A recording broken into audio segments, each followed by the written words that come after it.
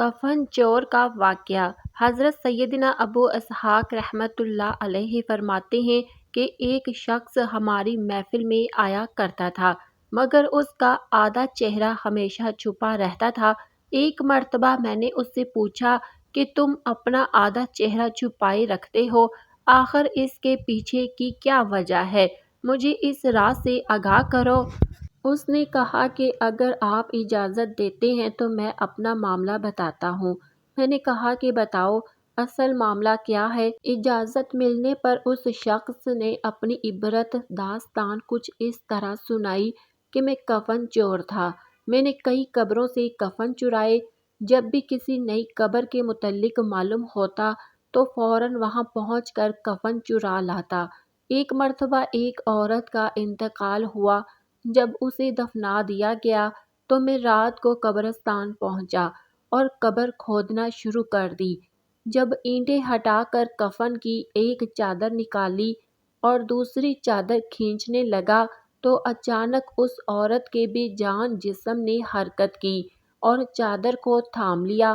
میں نے کہا تمہارا کیا خیال ہے؟ تم مجھ پر غالب آ جاؤ گی؟ ایسا ہرگز نہیں ہو سکتا۔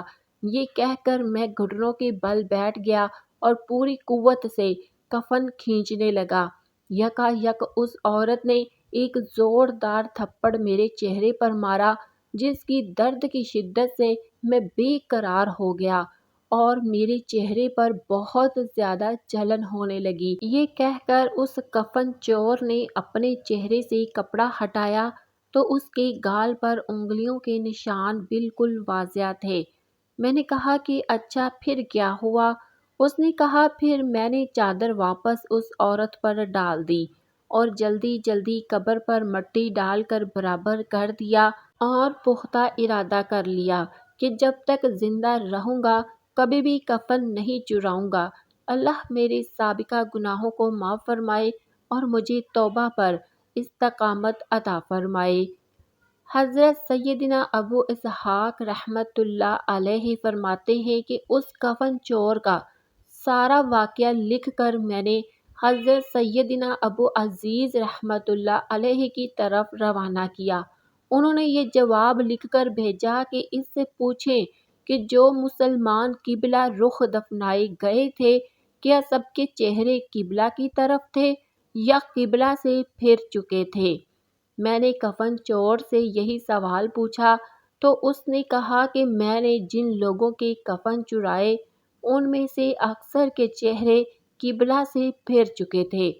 حضرت سیدنا ابو اسحاق رحمۃ اللہ علیہ فرماتے ہیں کہ میں نے یہ بات لکھ کر حضرت ابو عزیز رحمۃ اللہ علیہ کی خدمت میں بھیجی تو انہوں نے جواب میں یہ تحریر بھجوائی کہ اسحاق رحمۃ اللہ جن لوگوں کے چہرے قبلہ سے پھر چکے تھے ان کا خاتمہ ایمان پر نہیں ہوا۔ دعا ہے کہ اللہ تعالی ہمیں ایمان کی موت نصیب فرمائے، آمین۔